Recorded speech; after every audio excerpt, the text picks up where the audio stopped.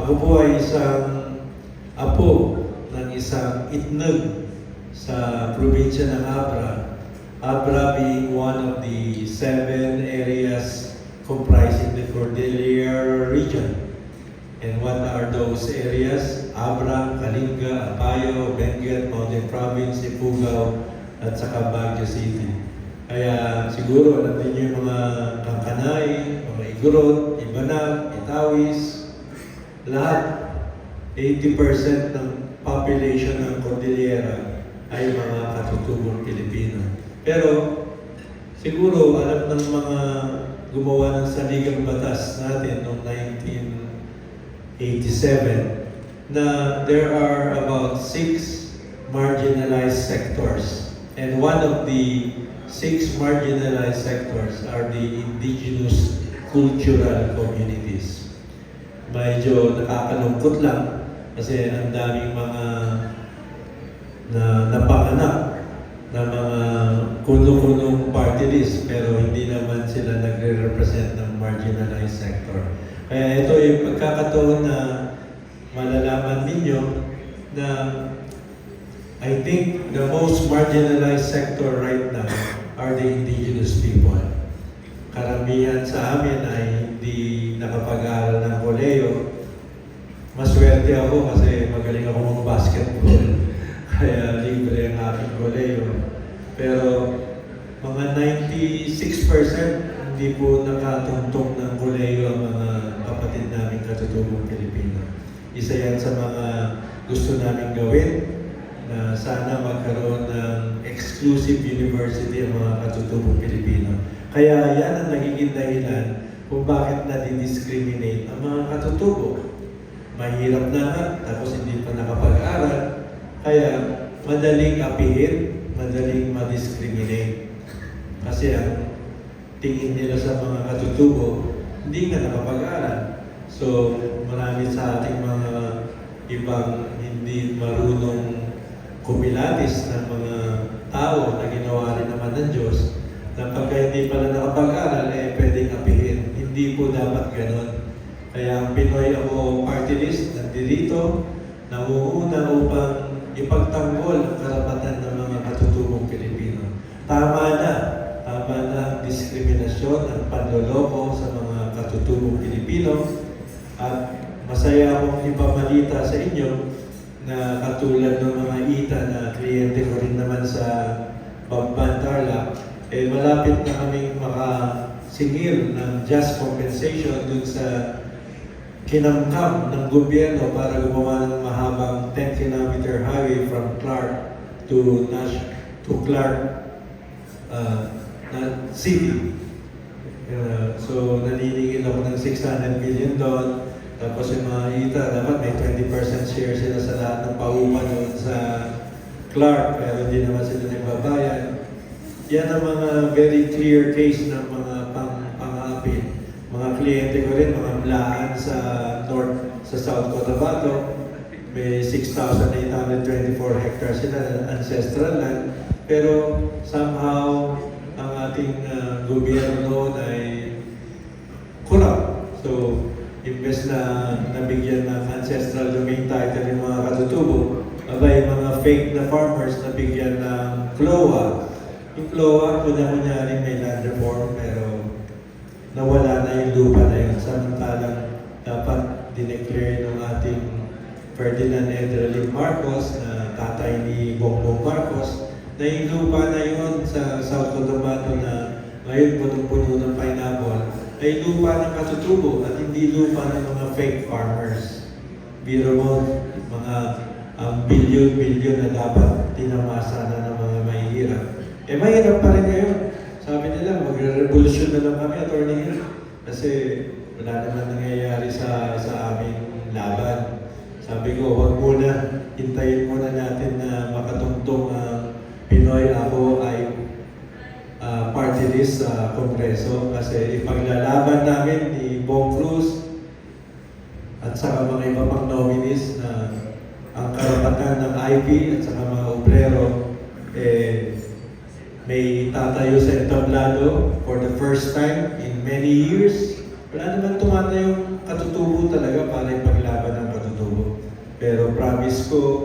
Hindi kami matatakot sa mga mayayamang oligarchs, sa mga mayayamang mining companies, mayayamang logging companies, mayayamang developers para ipaglaban ang karapatan ng mga katutubong Pilipino at mga obrero. Maraming salamat.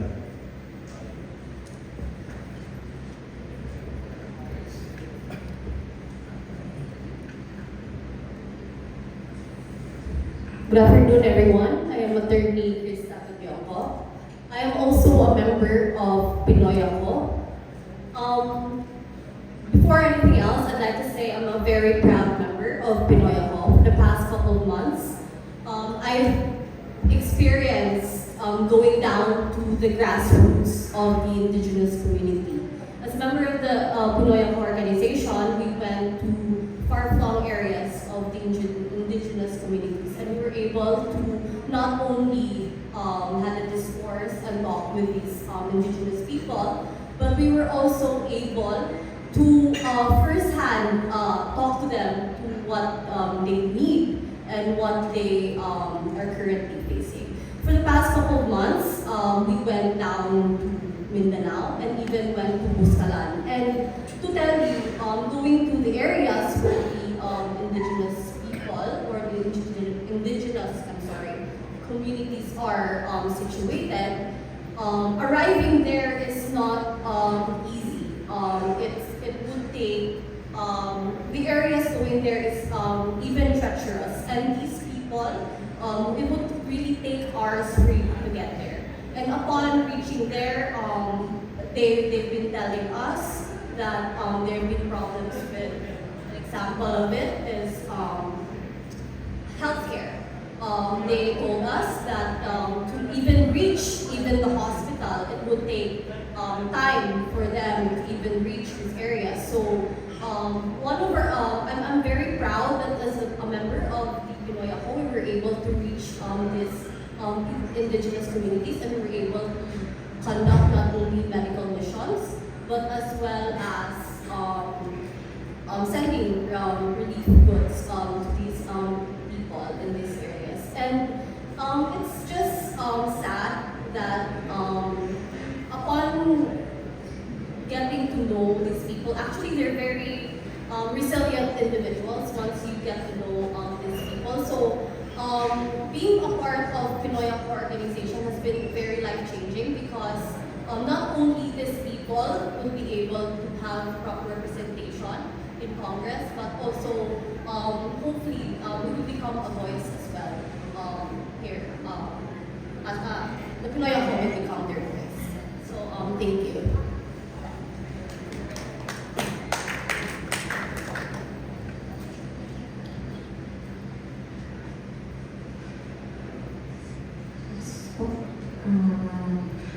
Attorney Apollo. Magandang hapon po sa ating lahat. Ako po si Attorney Apollo Emas from Pinoy Ako Party List. Isa po akong miyembro ng Pinoy Ako Party List at isa rin po ako sa mga abogado ng aming organisasyon. Nagpapasalamat po ako sa lahat ng mga kaibigan natin sa media na pumunta ngayon para marinig ang aming bukasiya.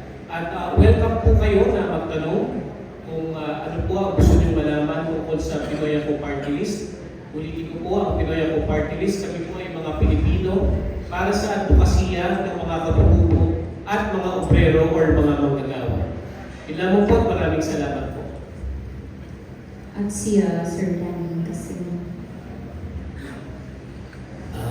Good afternoon po sa lahat. Ako po si Danilo Castillo. Ako po ay isang miyembro ng Pinoy Ako Party List. Ang advokasya po namin ay isang tumulong sa mga katutubong Pilipino upang sila ay matulungan. At kami po ay nagbibigay ng isang medical tulong at sa mga obrero po. Maraming salamat po. Maraming salamat po sa mga panahon. Pwede na po tayo magsimulang magtanong.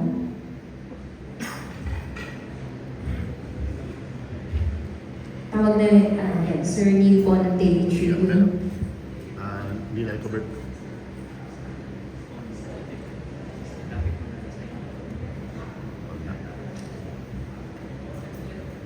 sa ating Hello, ayun. Neil Acover from Daily Tribune. Tatanong ko lang po, ano po yung mga priority bills po na ipapile natin? Sakali palagi po tayo na manalo ngayong darating na election.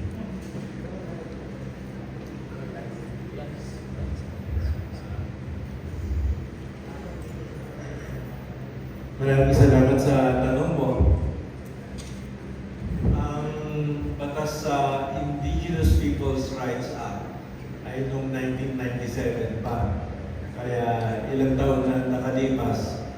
Pero marami tayong nakikitang butas na dapat matakpan para lalong mapagsilbihan ang interes ng mga katutubong Pilipino. Una-una, yung National Commission for Indigenous People, parang kawawang cowboy lagi. Kasi ang budget na nakukuha niya, ay siguro maswerte na kung may 300 million. Dapat ang National Commission for Indigenous People, para yung DepEd, dapat parang DPWH. Kaya ako ay mag-propose ng bill na ang budget dapat ng NCIP ay mag-increase ng 50 times. Like, hindi naman masama managinip na humingi ng 5 billion na punto para sa NCIP. Para talagang makagalaw ang ahensya na yan para matulungan ang mga katutubo. But what's happening? They cannot even go out to the mountains just like my Panyera told us. Because wala silang pamasahe, wala silang panggasolina, wala silang mga sasakyan. Kaya napapabayaan tuloy yung marginalized sector na yan. Pangalawa, ang infra law ay nagsasabi na hindi daw basta-basta pwedeng ibenta ang lupain. Pwede lang maupahan. Pero para sa akin, because of that provision, hindi tayo nakaka-imbita ng mga foreign investors para ma-develop yung libong hektarya ng ancestral land. Kaya ilang dekada na, siguro 100 years ng dekada, na ang mga natural resources ng katutubo ay nakatiwangwang lang. Kaya mahirap ang mga katutubo. Kaya we will propose a bill that would allow the indigenous peoples to be able to sell at least, at most pala, 20% of their land.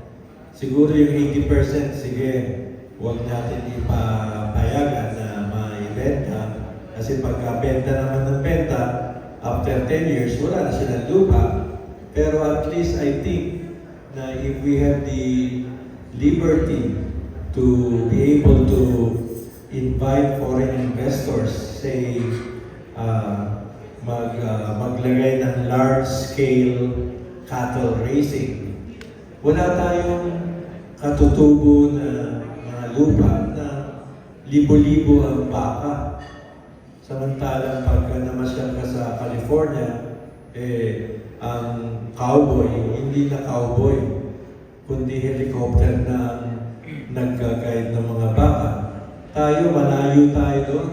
Nakikita lang natin ang mga baka-baka natin, palima-lima, pasampu-sampu. Dapat libo baka. Kasi ang dami natin mga lupa na masasarap naman ang grass na pwede nilang kainin. Yun. Meron pong provision ang IPRA law na nagsasabi na kami na katutubong Pilipino ay may priority right in extracting natural resources. Ang ibig sabihin ng extracting, yung lupa na yan, kami ang unang dapat magbungkal niyan para hanapin yung gold, nickel, copper, chromite, iron ore, lahat. Pero what's happening is that nauunahan tayo ng mga kapitalista dahil wala tayong pera. Kaya dapat nga sa isang press con na nasabi ko, maglaan rin ng another 5 billion para magkaroon ng pautangan ng mga katutubo. Pwede natin tawagin niya na Indigenous Peoples Bank. Walang pinagkaiba sa Development Bank of the Philippines.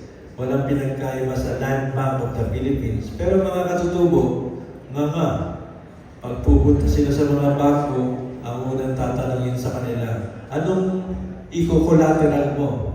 Kanti? Yung pagtatawanan nila. Kasi sasabihin nila, di mo naman pwedeng ibenta yan. Pwede mo lang ipaupa. Kaya uuwi na, iiyak-iyak na hindi pa rin nasolve yung kahirapan ng mga katutubo.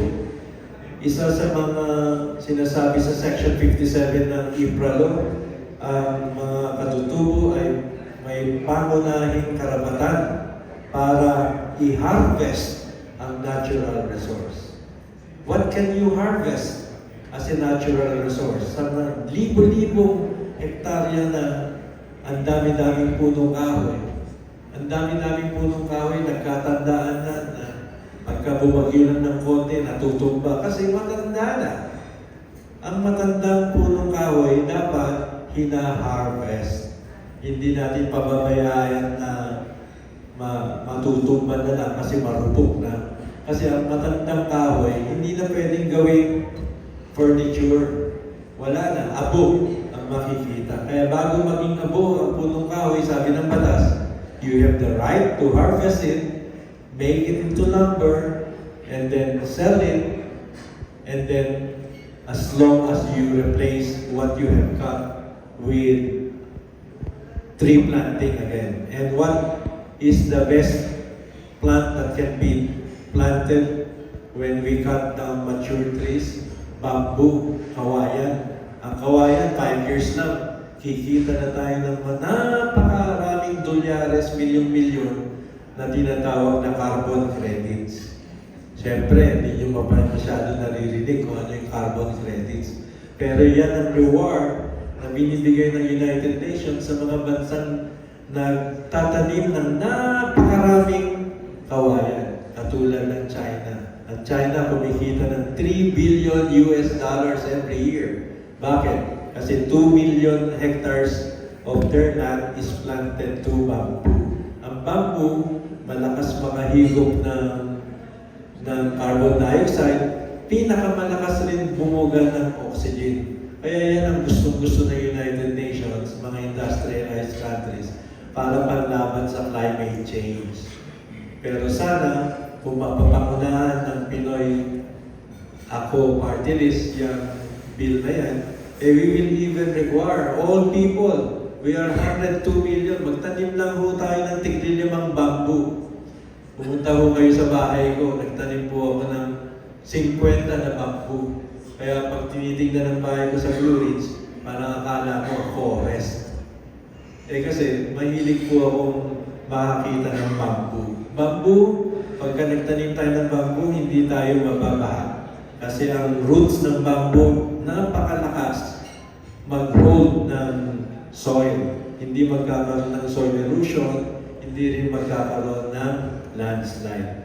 Ano pa? Last, medyo masyado na mahaba yung sagot ko. We have the right to develop our libong hektare. When you say develop, kailangan may pundo pang develop. Problema wala, pero hindi tayo nawawala ng loob. We have the right to develop housing. Lahat ng katutubo, ang bahay nila, bahay ng mahirap. Pero pwede naman tayong gumawa ng napakaraming bungalow sa murang halaga kasi marami tayong mga mature trees na puputulin at yun ang gagawing lumber para sa mga bungalows nila. Meron po akong project, 4,000 bungalows sa Jensan. Bumili po ako ng 101 hectares sa 500 pesos per square meter lang. Malapit na ako magpagawa nun kasi makakayaya na ako ng isang investor magpapautang sa akin ng 1 billion. Pero kung gusto niyo bumili, 4 million lang, 70 square meters yung bungalow, 150 square meters yung lupa. Sa napakagandang lupa, sa Barangay Tumbler, Jensan, South Cotabato, malapit sa Sarangani Bay.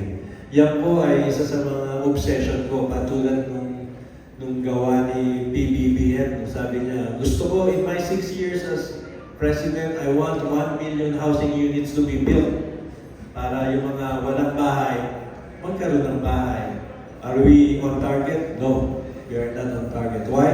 Because the shoot is hobbled by bureaucratic red tape.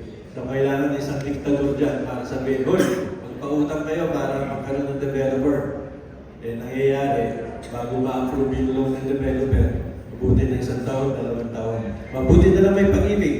Ang pag-ibig, napakagaling po na ahensya kasi sila ay full support sa pambansang babahay para sa lahat ng Pilipino. Narinig nyo na yun?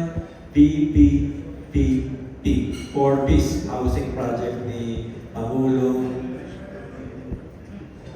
Bongbong Marcos. You know, mahaba sagot ko, sorry. I occupied the time of the other resource persons, but yun lang. Sir. Lahat yun ay sana na-share ko sa inyo. Maraming salamat. So we are proposing for the amendments ng envelope. Marami. It's about time kasi ilan yun. And that's more than 20 years na nabatas. Kailangan marami nang baguhin sa infra.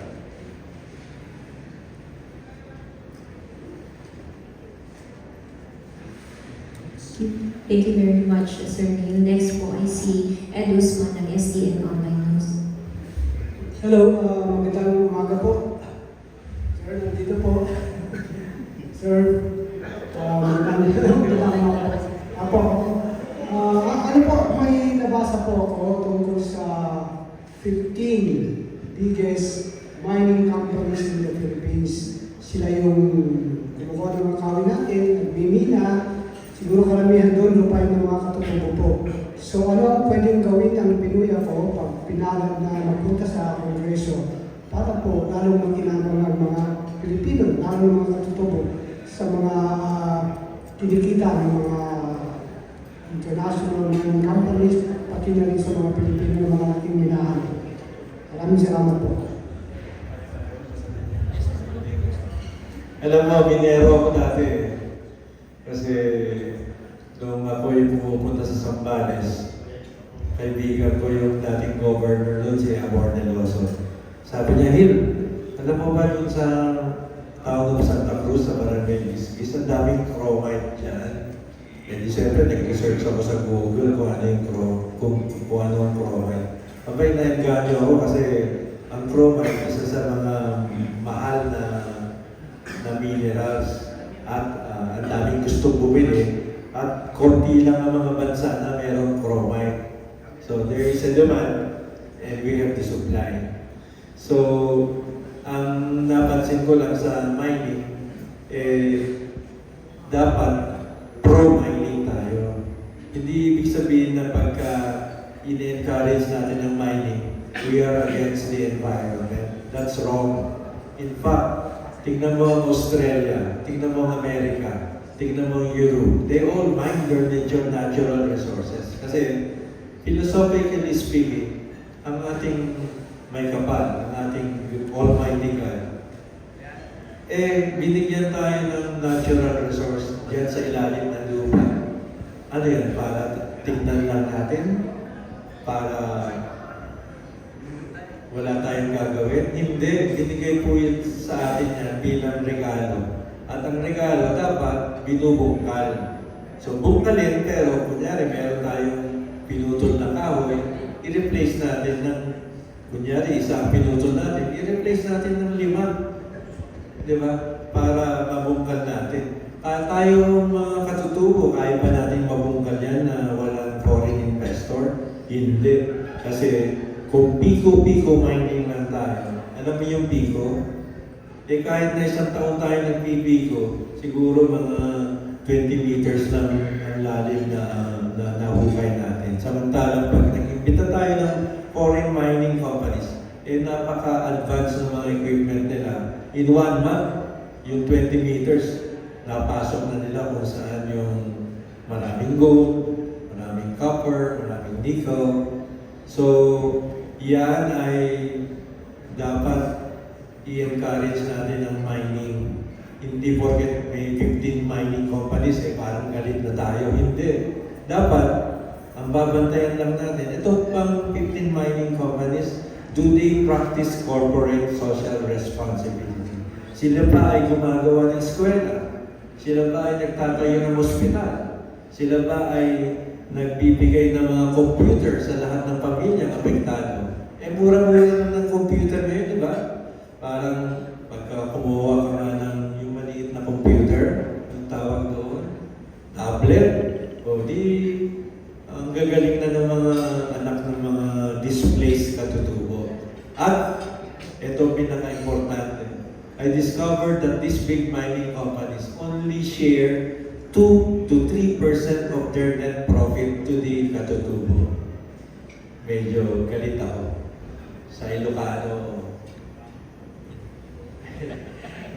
Ilocano kasi ako, mahilig kami na sa mga lupa ni Chavit At saka doon kay Duterte, mahilig kami magmura sa kasamaan.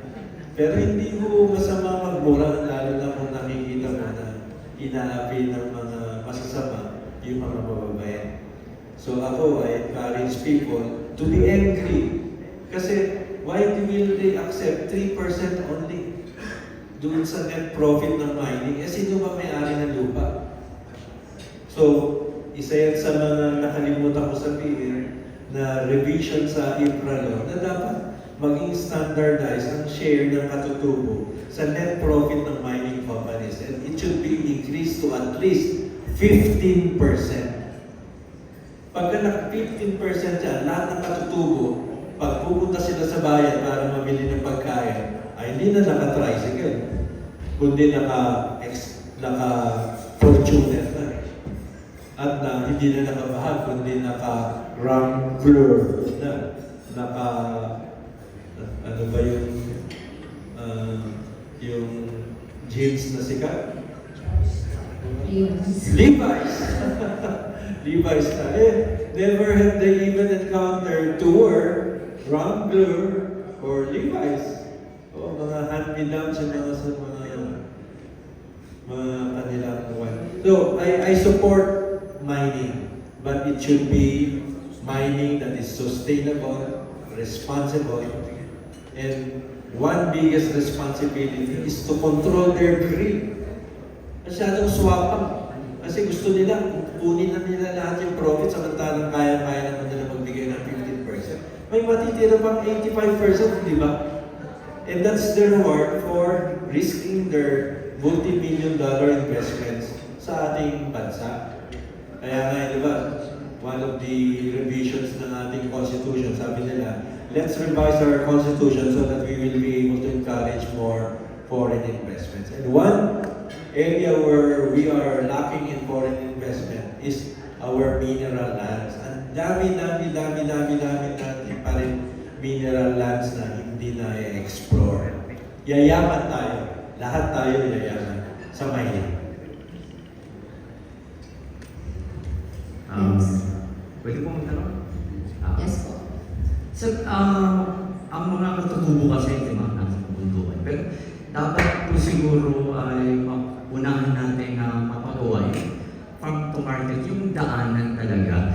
Kasi kahit sila lang mismo, kaya na nag-ibaba yun. May programa po ba kayo dito sa daanan, kalsada? Tama yung tanong mo kasi nung pauwi kami, may kasama akong bodyguard, driver, saka yung assistant ko sa law office ko. Ang nabanggit nila, farm to market road. Kasi yung pinuntahan namin na building na kita doon sa taas ng bundok ng Pampan, hanggang ngayon hindi pa asfaltado man lang o may gravel man lang. Basta lupa lang yan. Na pagkaulan, putik na. Mahirap na akyatin, di ba? Katulad ng ini-story ni Maniera. Para pumunta sa Buskalan, Tiklayan, sa Kalinga, hirap na hirap silang umabot sa mga kabundukan. And farm to market roads is, I agree with you, very important. Sino ang nagbibigay ng farm to market roads? DPWH, Department of Agriculture, Department of Agrarian Reform, yung ahensya na pinababalik yung mga rebelde. Ano ba yung ahensya na yun? Daming pera rin doon, bilyon-bilyon. So, sayang yung pera na yun kasi hindi na-i-implement. So, hindi na kailangan gumawa ng bagong batas. Bantayan lang natin yung nakabudget na farm to market roads, hindi mawala. Favorite source yan ng corruption ng farm to market roads. Bakit? Kasi, siyempre, alam ko yan, I live in Abra, maraming farm to market roads. Sa hinahaba-haba ng aking buhay, dapat lahat ng lupa doon na semento na. Pero konti lang na semento kasi it's a source of corruption. Madaling magsabi, gawa na yung farm to market road. Pagka nag-audit yung COA after 2 years, nasan yung farm to market road? Nabagyo na eh. Di lusot na naman sila. Kasi hindi na sila mau-audit for stealing the money that should have been spent for a genuine farm to market road. So, bantay lang po tayo. Problema sa ating mga Pilipinohan, mahilig tayong mag-comment, pero konti ang gawa. Malakas tayo sa dakdak, pero pagdating na ng gawa, hindi naman tayo nag-volunteer. Maraming naduduwag, maraming tinatamad. Kami dito sa Pinoy Ako Party List, pwede niyo sabihin para kami mga baliw. Kasi hindi namin alam kung yung mga sinasabi namin pinapakinggan mabuti ng mga voters. Na sana yung mga voters natin maging mas mature at huwag kung sino-sino mga senador dyan ang i-elect at huwag kung sino-sino mga party list dyan na epal na wala naman nagpukasya pero nananalo. Why? Kasi may artista, kasi mayaman, kasi bla bla bla, kasi mga dynasty sa probinsya nila, kaya wala silang magawa. Kung anong utos ng gobyerno, yun ang iboboto ng mga tao. So malayo pa tayo sa ating panaginip, pero hindi natatakot ng Pinoy Ako Party List na isugod ang ating advocacy. Salamat po. Hello, good morning po sa lahat. Rapirigo po ng Nung-Break Balita at The Aspect TV. Kasi ang isa po sa proyekto ng PDEA is yung medical mission na kung saan nga po last month nagkaroon tayo sa Maras. Ito ba ay itutuloy pa natin at saan po kaya?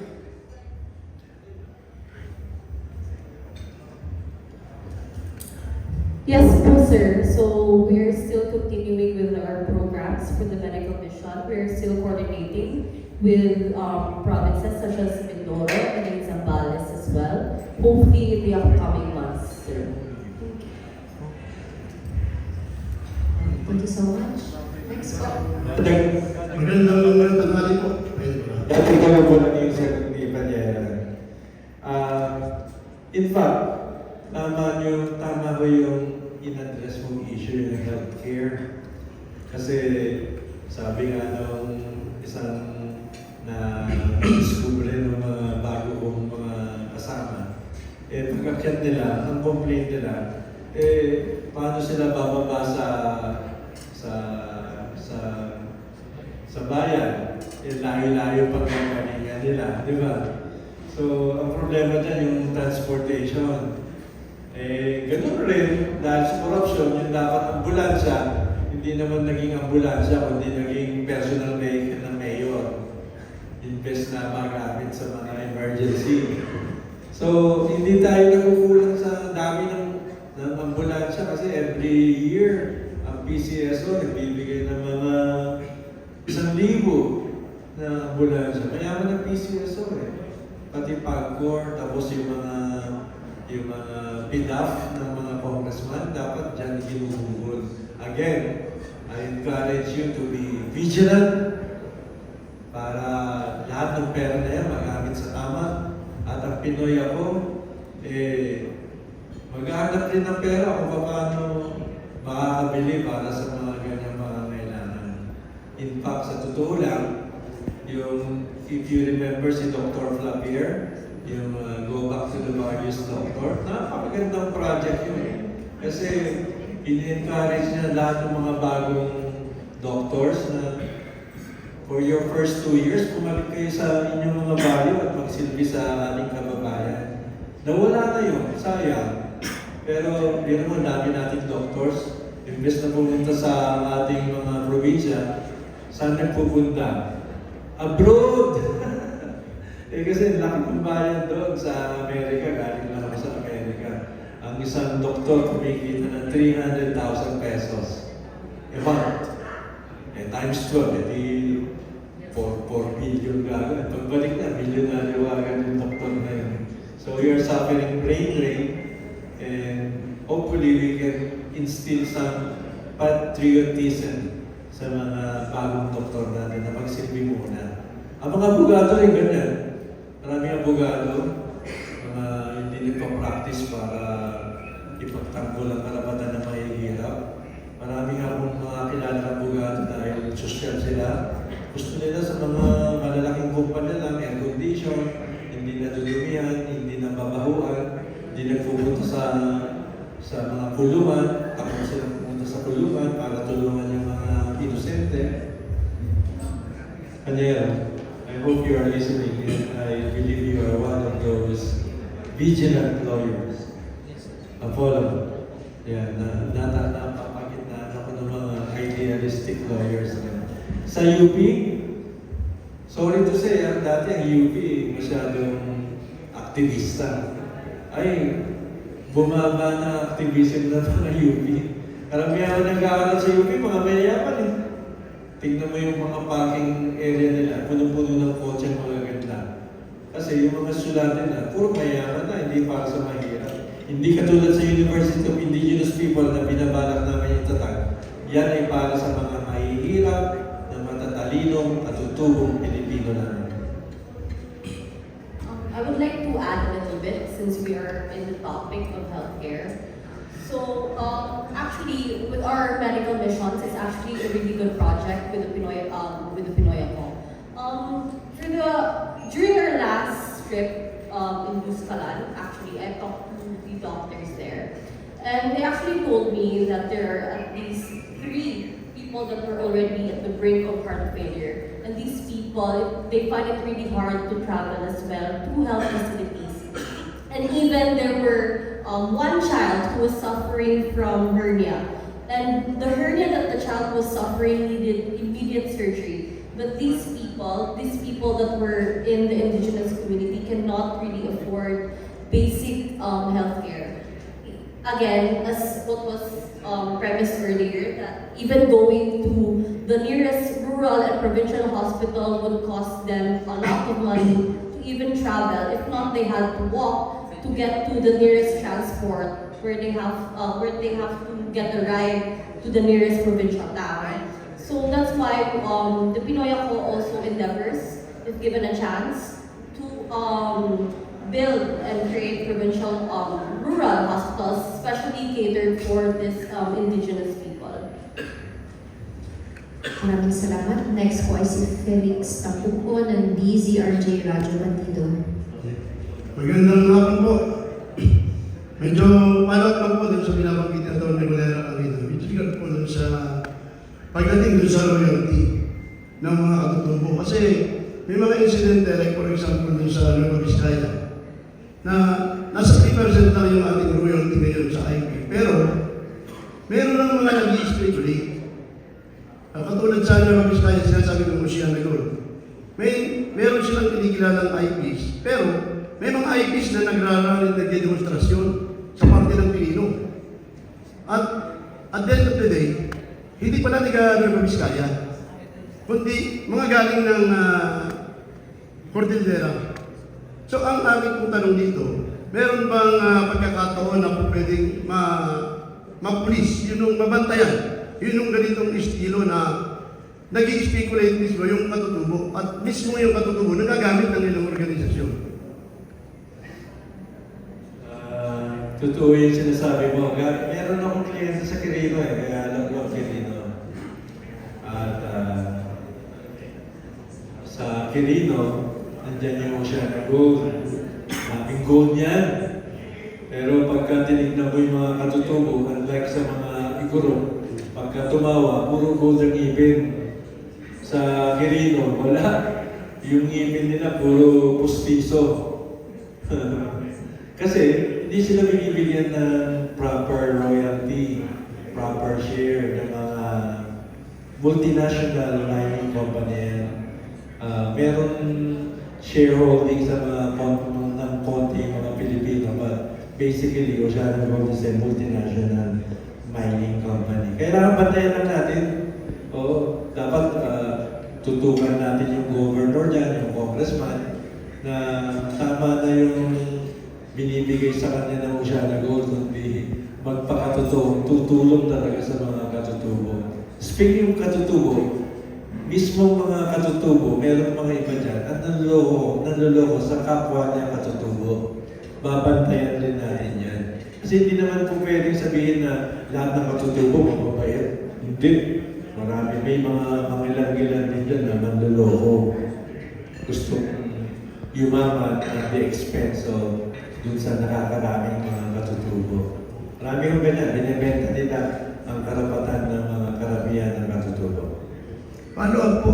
Kasi yung release nung sinasabi natin na royalty, hindi direkta na nire-release ng pinansya eh. Kasi under ng control katulad ng National Council o Commission for Indigenous People. Inire-release yung kanilang share na 3% through Community Development Program. Kaya hindi makita kung nasaan eh. Ito ba, may plano kayo na bisitahin yung implementing procedure nitong mga tinatanggap na royalty nito? Kasi nagiging daan ng pagkasamantala eh. Talaga, kasi dapat kasya-kasya yan.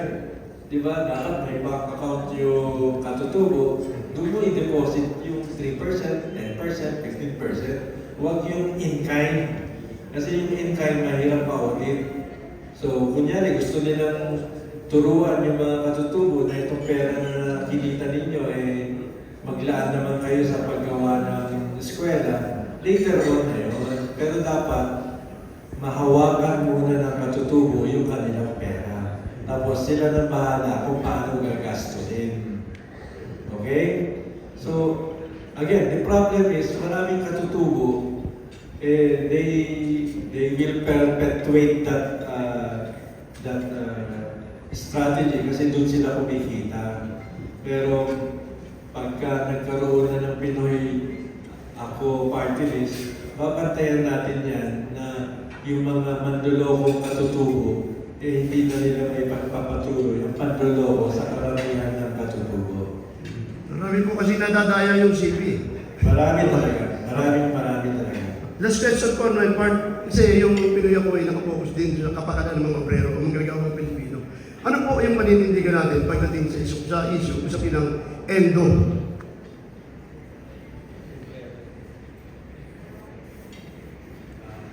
Yung ang tanong ng kaibigan na obrero at related siya sa ENDO. Endo.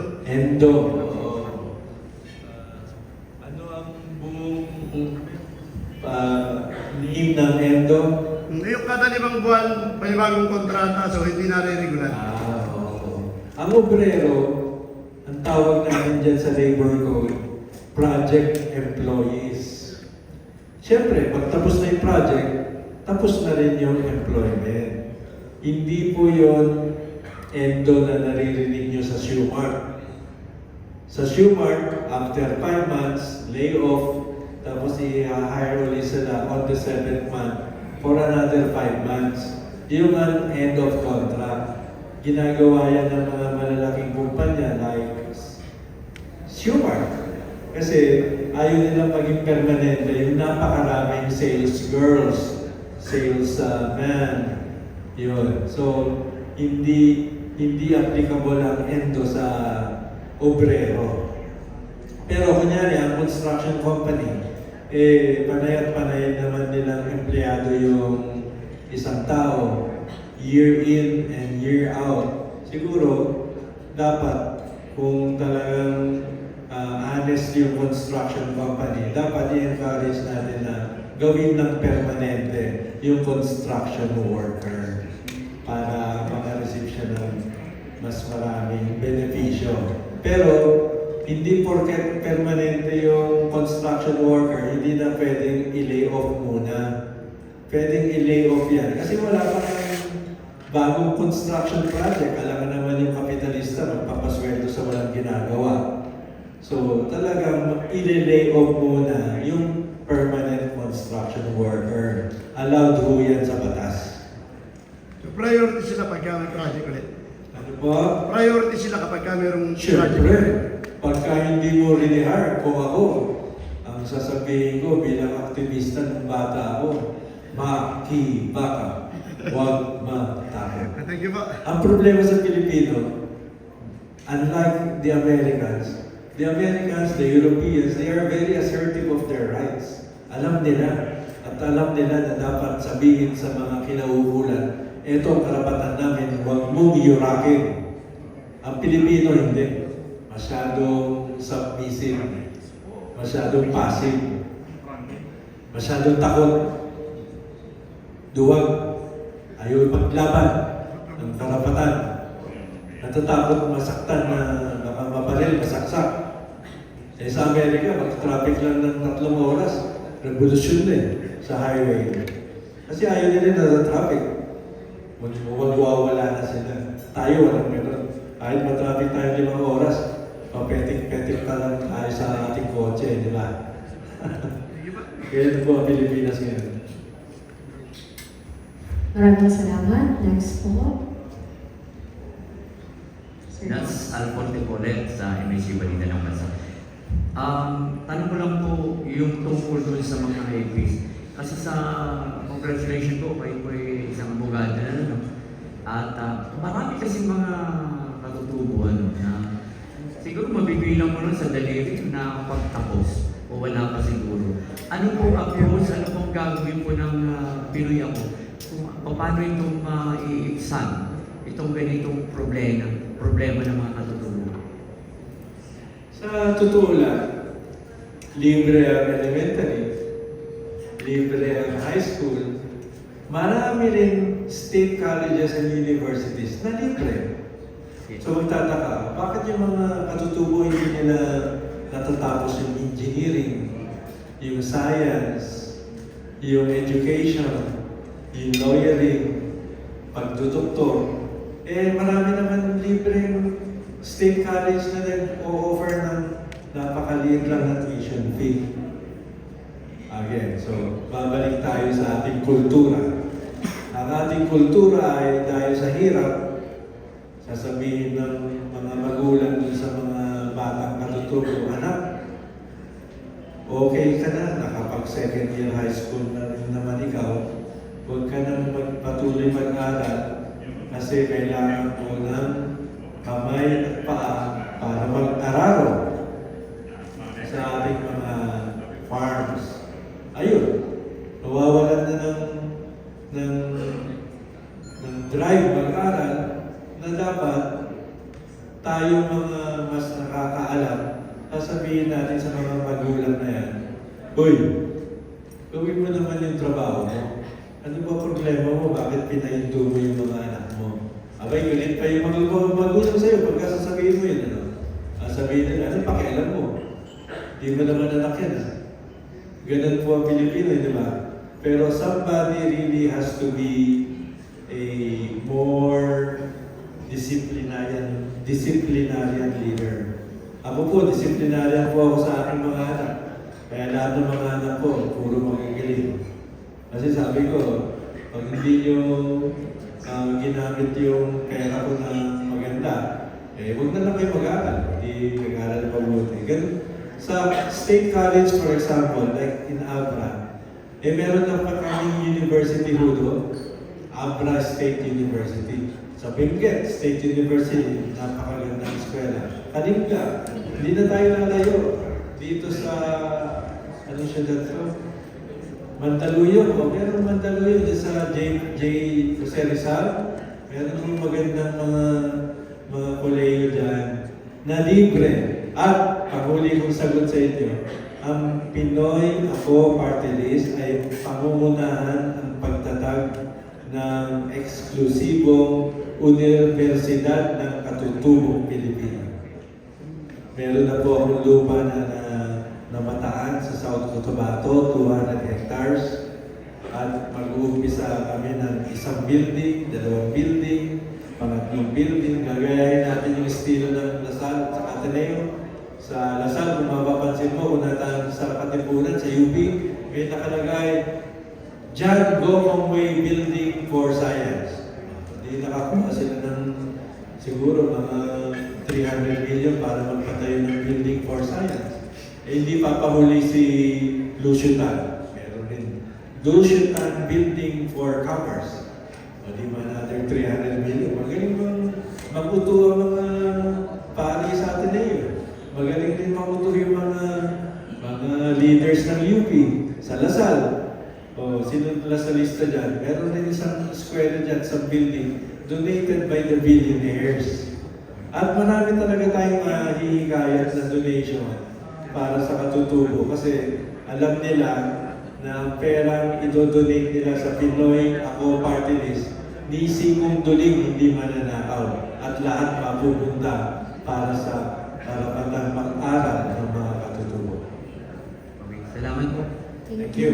For mainstream po, isang tanong na lang dahil may second part po tayo para sa ating mga vloggers. Meron po ba magtatanong for mainstream? Wala? No more? Okay. So maraming salamat po sa ating mainstream media na nandito ngayon. At next part po ay ang ating mga vloggers na may mga katanungan man. Acknowledge lang po natin na Roddy James Garcia ng Balita at Kaalaman, Eric Asbulo ng Tropang Ilonggo, PJ Echon, Stephen Lee on TikTok, Divina Gracia Magliete, Divine Page Vlog, Jonel B. Cardano ng Joshua Corpus, Hazel F. Cabalanza ng It's Hazel F. Pwede na po kayong maghanap ng ating space dito sa harapan upang makapagtanong po tayo. And Mark Gamboa, Models of Manila, Melan Bacata Vlogger ng Bayan, J. Reyes, Papa Pao YouTube. Hindi ko na, pasensya ko hindi ko na pumabasa itong iba. Mark from Manila TV, Louie Gutierrez, Gutierrez Vlog, Chris Paler, Paris Teresa TV. Habang binabasa ko po, pwede po pumunta na po sa harapan para makapag-prepare na po kayo ng inyong katanungan para sa ating mga panahon ngayon dito sa Pinoy Ako. RJ Angeles ng RJ Angeles RN, Sen Kendall Aragon Jamela ng Balitang Pinas, BNK TV, Kakang Pinks in Action, Boss ng Bayan, RJ Angeles RN.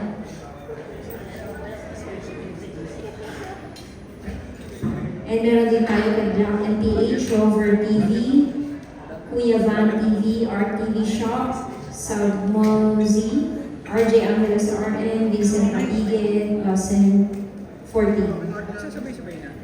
So pwede po so nakita po natin sa ating mainstream, pakilala po kayo and then pagkitin nyo na lang po yung ating mga gustong tanongin na ating mga panahon ngayon. Maraming salamat and you can start. Sino? Mike?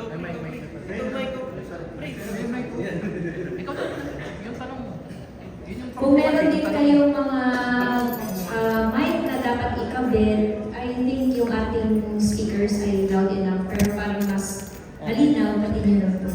Kung gusto nyo po ilagay sa harapan, sige.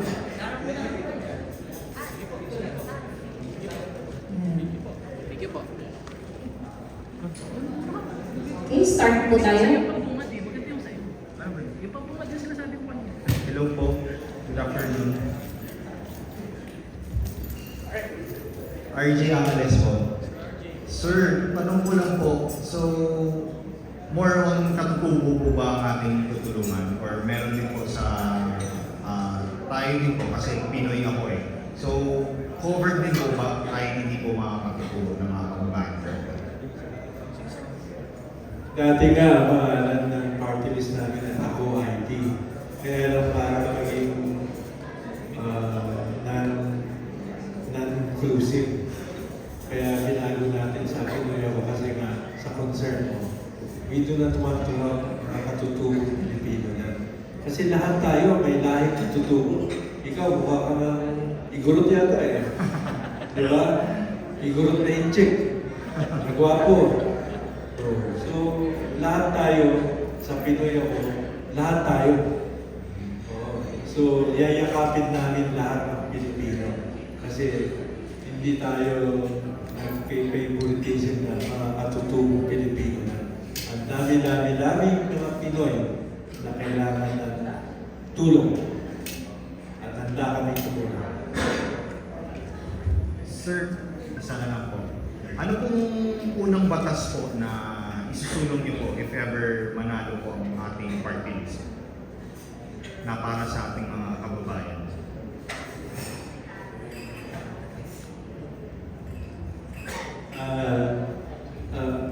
Babalik ako sa katutubo. Babaguhin natin yung Indigenous People's Rights Act. Kasi kung di lang ang budget ng NCIP, kaya wala. Parang kunyari nagkabagyo, eh wala man lang maitulong sa mga indigenous people. Maasa sa DSWD, DPWH, walang sariling pundo. Eh, kung bibigyan natin ng 5 billion na pundo ang NCIP, magdadagat. Pwedeng umakyat sila sa kabundukan. Samantala yung mga DSWD, hindi na kailangan pumunta sa kabundukan, kundi doon na lang sila sa baba. Sa Bicol, daming katutubo doon na. Pero meron bang umakyat ng mga DSWD sa kabundukan? Hindi. Doon lang sila sa baba. Kasi hindi na sila makakyat sa taas. Dahil na maputi. Pero kung may NCIP na talagang yun ang purpose, eh, siguro baka pwede nang makabili pati ng sariling helicopter ang NCIP. Wala tayong ganyan na budget para sa mga katutubo. So, sir, if ever narinig ko kanina yung about sa healthcare naman po. Kasi syempre yung mga katutubo natin, malayo po talaga. So hindi talaga maabot, yun po yung sabi niyo. So ano po yung ano natin sir, yung pinaka unang lunas para maabot natin sila when it comes to healthcare naman po. For example, yung mga nabuntis po doon, mga anak. So bali yung ginagawa nila, yung kanila lang pong kaugalian or mga rituals lang po na ginagawa nila. So wala talagang proper, kasi 2024 na po tayo, pero nasa age of ano pa rin sila. Yung dating kaugalian pa rin po. So paano po natin maano yan sir, ma-resolve if ever? So magkakaroon po ba tayo ng health center doon na exclusive lang po ba sa Pinoy ako? Or may watch ano po tayo sa baba, for example, nasa hospital, tapos may tatawag po na mga pinuno po nila na mag-go signal na mag-responde po doon. Kung may convulsion man, may nag-heart attack doon. Yung tanong mo, meron ka na rin sagot eh. Kasi, Nabasa mo yung utak mo. opo. Nurse by profession Hindi din po. na sa amin, sa Pinoy ako.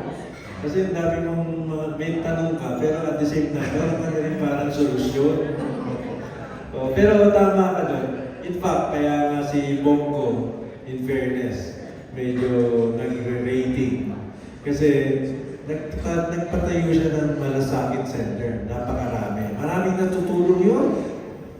Kaya ako, boboto ko nga yun eh. Kahit na Duterte siya, pero sa totoo lang, marami siyang naitayong malasakit center.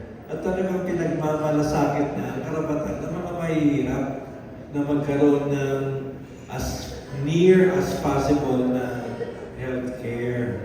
Eh, hindi natin kayang gawin lahat yan. Kasi yung PhilHealth, imbes na gumawa ng additional health center, eh, utang yata, yung 30 billion, nilipat sa ating Department of Finance. So, ang kasagutan yan, tama ka. Pero kunyari, how we wish na tumama kami sa loto, hindi gagawa na lang kami ng maraming health center dun sa kabundukan. Pero hindi tama yung naisip mo na exclusive para sa Pilipino. Huwag gano'n. Ay sa mga katutubo. dapat para sa lahat. Pinoy. Diba? Sa Amerika, do you know na kahit na turista ka, tapos bigla ka nagkasakit, dinala ka sa hospital, they will not even ask you if you are a citizen or a foreigner. Immediately, the life at stake is what is most important. Ganyan kaganda ang Amerika. Kasi nangyayari na yun sa tatay ko. Nagbabakasyon, biglang nagkaroon ng mild stroke. Dinala siya sa hospital. Walang tanong-tanong, bigyan kagad ng medical help. At nung buwi, may baon pa. Binigyan ng pumasabi. Paano makauwi? Biro mo yun? Siya ay turista lang. So sana ganun din ang pagtingin ng ating bansa sa mga nangangailangan ng healthcare na hirap talaga magkasakit. Nagkasakit yung isang anak ko. 5 hours lang sa Capitol Medical Center. Okay, 15,000 ang sinigil sa akin. Nadapa lang sa Impurnal. Wala namang bali talaga. 6 na in-x-ray. Yung kailangan yung parte ng katawan na dapat naman hindi i-x-ray. In-x-ray pa rin. Para dumami yung x-ray. Inabot tuloy ng 15,000. Sisig-sisi ako. Sana nagpunta na lang ako sa government hospital.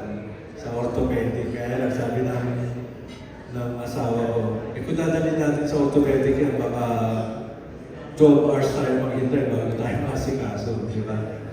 So, ang dami talaga. Ang hospital care, ang health care is also #1 issue sa Amerika ngayon. It can decide who will become the next president of USA. Kasi karamihan ng mga Amerikano, gusto nila ang presidente nila addresses the concerns of healthcare. Tayo, kung number 6 lang yan, number 7. Malayo. Yan, maraming salamat. Sa ating organizer, meron po tayong last 3 questions po para sa ating vloggers. Okay, I have 2 questions po. Firstly, for such a long time, especially when it comes to election time, lagi na lang or madalas po na nababanggit din yung mga indigenous people natin. Pero why is it that until now, underrepresented po yung indigenous people, samantalang sila po yung, kumbaga sila yung footprint ng ating lahi? Ang sagot ko dyan, yung realidad, yung reality on the ground. Sa ground, sipag namin mag-lecture, mag-share ng talino, pananaw, yung tamang pananaw. Pero ang mga katutubo dahil sa hirap, hindi mag-iisip yan pagdating ng eleksyon. Karamihan, masisilaw sila sa mga kandidato na nagbibigay ng pera sa kanila. So, sayang yung pagod namin. Blood, sweat, and tears sa kapapasyal. Pero pagdating ng 2 days, 1 day before the election, meron kami mga kalaban ng party list. Hindi naman niya. Magtataka ka, nananalo. Kasi namimili ng boto. So, ang mga katutubo dahil sa hirap ng buhay, sila yung #1 na pwedeng masilaw sa pera. So, sana, we are trying to do our best na hindi mangyari uli sa kanila yan. Na magkaisa sila, mag-sacrifice sila na kung hindi lang ang pera nila, pero for the next 2 months or 3 months after they are able to elect the real good party list representatives, giginhawa ang buhay nila. But it becomes a vicious cycle. Vote buying becomes a vicious cycle for the reason why poverty continues to hit your neighbors, your province mates, because most of the voters in the Philippines, 70% send their votes. And it's so hard to become pastors habang nangangampanya na huwag niyong ibenta ang boto ninyo. Kasi kayo rin ang tatamaan ng kahirapan. Ako, lagi kong sinasabi yan. Ako, pag natalo ako dahil hindi ako nakabili ng boto, okay lang sa akin kasi mayaman pa rin ako, no? So, pero yung mga mahirap, nagbenta ng boto, pagtapos ng 3 months, oh, kumusta ka? Naghihirap ako, attorney. Paano ba yan? Eh, loob-loob ko, mumurahin mo pati. Eh, because you deserve. You deserve the leaders that you vote. Tayo, tignan mo ang ating gobyerno. We deserve our leaders. Kasi we sell our votes. We don't choose intelligently. Kami po, we are proud to say that our nominees are all intelligent people. Successful businessmen and professionals who can go up to that stage para mag-privilege speech, para sabihin na tama na ang pag-aapi para sa mga katutubo. Meron bang gumawa niya? Wala. Never heard. Pero kami, we promise that we will be brave. Matapang kami pupunta sa establado para ipaglaban ang karapatan ng mga katutubo. This question is dedicated to the only rose among the thorns kay Attorney Krista. Yes po. Madam Attorney, ano po yung main problem ng mga women and children na mga indigenous people, and ano po yung pwedeng platform or plataforma po ng Pinoy Ako para matugunan itong problema nila? I want to start first with the children, no? If you go to these communities, actually, madami talagang mga bata. Actually, if you go yung maliliit, in fact, if you interviewed yung mga parents, yung gap nila when it comes to years is just type less than 1 year. Sorry. Guys, para hindi maganda yung buwan nyo, pwede ka pupulong dito. Para yung camera natin. Sige. Alam ko yung ano nila eh. Puso nila. Lapit kayo, please.